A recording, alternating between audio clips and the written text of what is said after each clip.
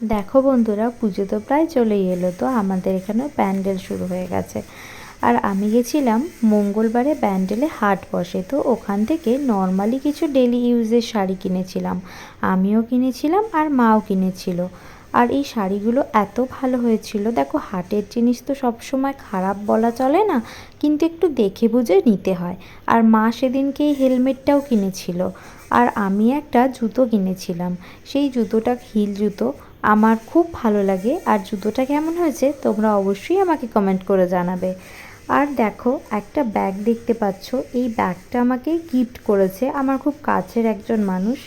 তো এই ব্যাগের কালারটা আমার ভীষণ ভালো লেগেছে। ব্যাগটা দুভাবে ইউজ করা যায়, একটা স্লিং হিসেবেও আর একটা হাতেও করেও ইউজ করা যায়। তো ব্যাগটাও আমার খুব পছন্দ লেগেছে।